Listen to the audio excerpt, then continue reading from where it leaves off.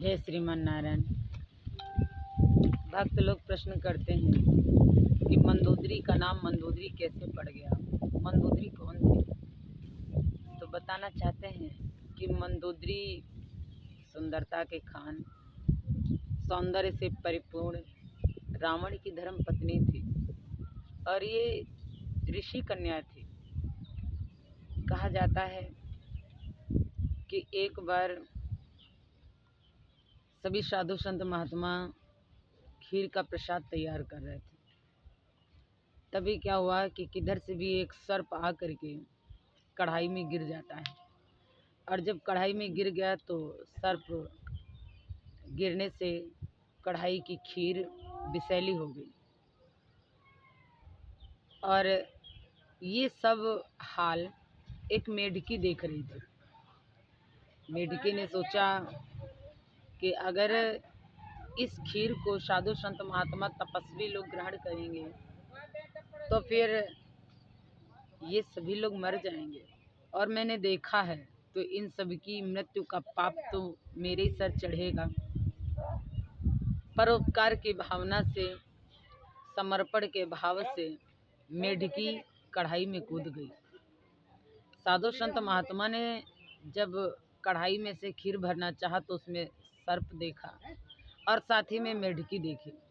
साधु संत महात्मा लोग जान गए कि इसका मतलब पहले सर्प गिरा है और हम सभी को बचाने के लिए मेढकी ने अपने प्राण त्याग दिए। इसीलिए सभी साधु संत उसे खीर से बाहर निकालते हैं, मेढकी को, और अपने तप के द्वारा, अपनी योग शक्ति के द्वारा उस मेढकी को एक सुंदर सी कन्या के रूप में परिवर्तित कर दिया। आज वो कन्या साधु संत महात्मा के पास में रहती है। इधर बताया जाता है कि रावण एक बार शंकर भगवान के पास में गया, क्योंकि शंकर भगवान का परम भक्त था। शंकर भगवान के पास में गया तो रावण ने देखा कि पार्वती जी पास में बैठी हैं। पार्वती जी बहुत सुंदर है। ये उस समय की बात है जब रावण का ब्याह नहीं हुआ था। बहुत सुंदर है पार्वती जी। तो रावण ने कहा कि मैं इन्हीं के साथ में विवाह करूंगा। सभी साधु संत महात्मा लोग सोच में पड़ गए कि कैसा ज्ञानी आदमी है, ज्ञानी भी है और मूर्खता वाला कार्य भी कर रहा है। कह रहा है कि आदिशक्ति पार ब्रह्म स्वरूपा देवी पार्वती जी के सौंदर्य के पीछे पड़ा हुआ है, कह रहा विवाह करेंगे।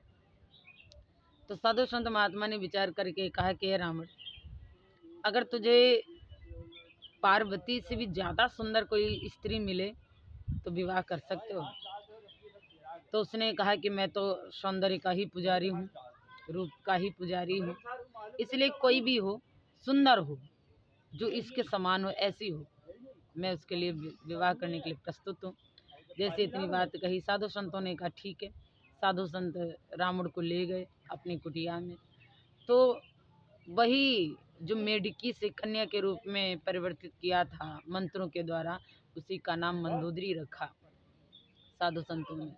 जब उसी का नाम मंदोदरी रखा तो मंदोदरी को बुला करके बाहर, जैसे बुलाया, बाहर आई मंदोदरी। तो रावण ने देखा तो पार्वती जी के सौंदर्य को भूल गया। उसने सोच लिया कि ये तो वाकई में पार्वती से भी ज़्यादा सुंदर है।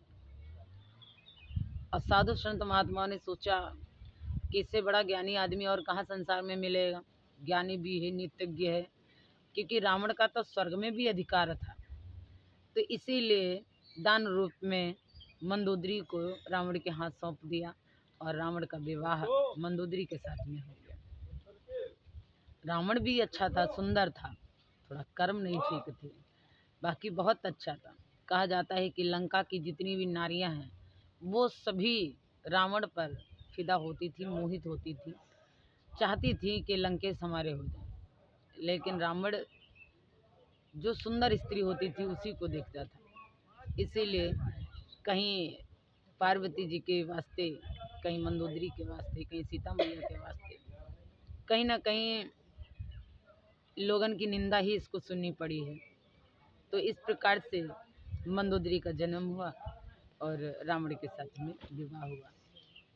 जय श्रीमान नारायण।